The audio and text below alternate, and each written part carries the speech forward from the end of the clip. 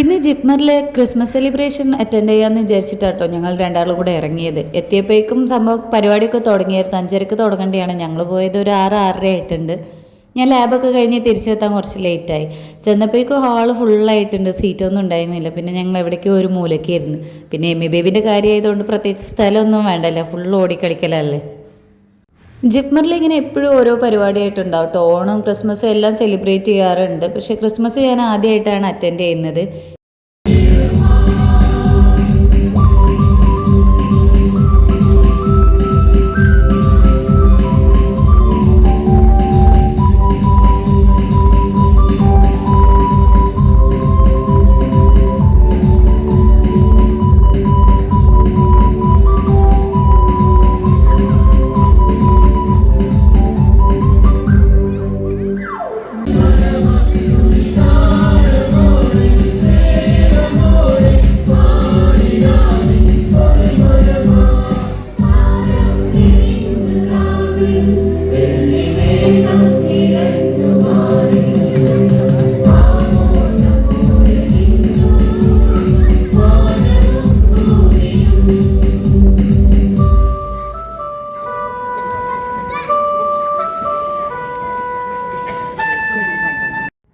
തുടക്കത്തിൽ ഈ അച്ചടക്കമൊന്നും കണ്ട് തെറ്റിദ്ധരിക്കണ്ട കേട്ടോ. ആളെ എത്തിയ പാടെ ഒരു കൺഫ്യൂഷൻ ഇനി എന്ത് ചെയ്യണം, ഓടിക്കളിക്കണം എന്നൊക്കെ വിചാരിച്ചിട്ട്. അപ്പോൾ ചെന്നപ്പോഴേ അവനൊരു ബലൂൺ കിട്ടി.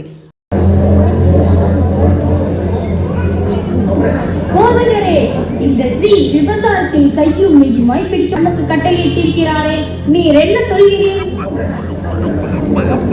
போதகரே, நீர் என்ன சொல்கிறீர்? ചെറിയ കുട്ടികളുടെ സ്കിറ്റൊക്കെ ഉണ്ടായിരുന്നു കേട്ടോ. ഇവിടെ സ്റ്റാഫിൻ്റെയും സ്റ്റുഡൻസിൻ്റെയും സ്റ്റാഫിൻ്റെ മക്കളുടെയൊക്കെ ആയിട്ട് എല്ലാവരുടെയും പെർഫോമൻസ് ഉണ്ടായിരുന്നു കേട്ടോ. ഞങ്ങൾക്ക് അങ്ങനെ മൊത്തത്തിലൊന്നും കാണാൻ പറ്റിയില്ല. ചെറിയ മക്കൾ തൊട്ട് വലിയ വലിയ ആൾക്കാർ വരെയൊക്കെ ഉണ്ടായിരുന്നു. കൊയർ തന്നെ പല ഗ്രൂപ്പായിട്ടൊക്കെ വന്നിട്ടുണ്ടായിരുന്നു.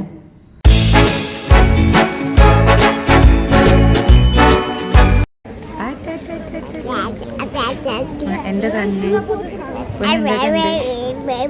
ശരി ശരി അമ്മയുടെ പൊന്നെ എന്താ കണ്ടത്? നോക്കി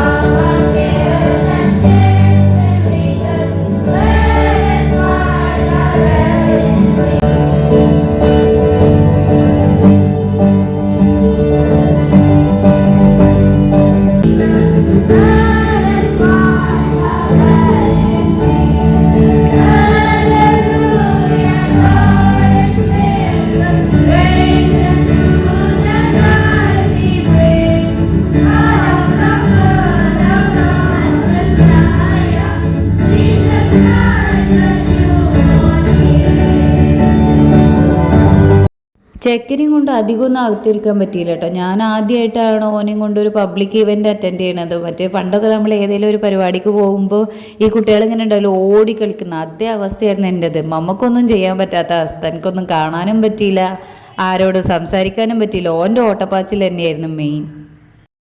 ഈ നിലത്ത് കിടക്കുന്ന മുട്ടായി കവർ ആദ്യം എനിക്കൊന്ന് എടുത്തുകൊണ്ട് തന്നു കേട്ടോ. അപ്പം ഞാനൊന്നും അറിയാതെ ഗുഡ് ബോയ് എന്ന് പറഞ്ഞതാണ്. പിന്നെ അവിടെ കിടക്കുന്ന എല്ലാ മുട്ടായി കവറും എൻ്റെ കയ്യിൽ പെറുക്കി കൊണ്ടു തരികയാണ് ഗുഡ് ബോയ് പറയാൻ വേണ്ടിയിട്ട്. പിന്നെ അത് മുഴുവൻ പെറുക്കി ഞാനാ കൊണ്ട് വേസ്റ്റിൽ കൊണ്ടിട്ട്. ഈ കുട്ടികളൊക്കെ ഇങ്ങനെ മുട്ടായി തന്നിട്ട് അവിടെ കൊണ്ടിട്ടത്. അതൊക്കെ പിന്നെ ഞാൻ കൊണ്ടിടേണ്ടി വന്ന്.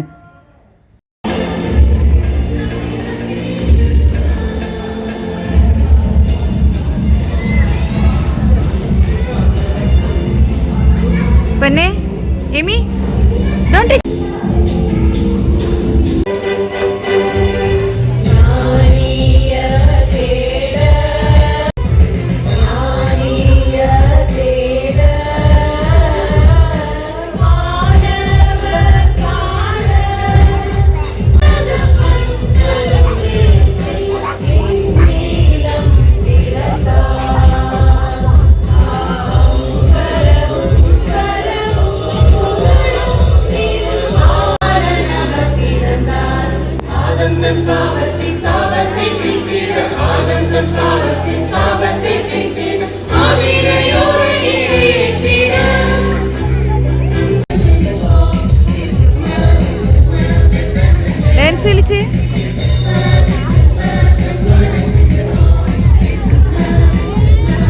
കളിച്ചേ പൊന്നെ.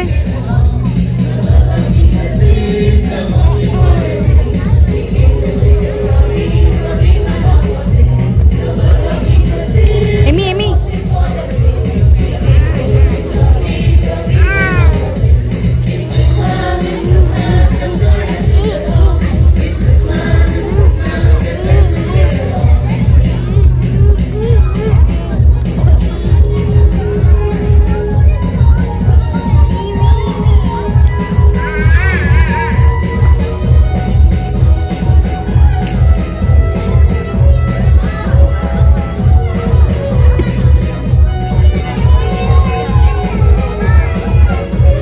എടുക്കോനൊന്ന് അകത്തേറും, പിന്നെയും അവൻ പുറത്തു പോകും. അങ്ങനെ അങ്ങോട്ടും ഇങ്ങോട്ടും ഓടി കളിച്ച് നടക്കുകയായിരുന്നു കേട്ടോ ചെക്കൻ.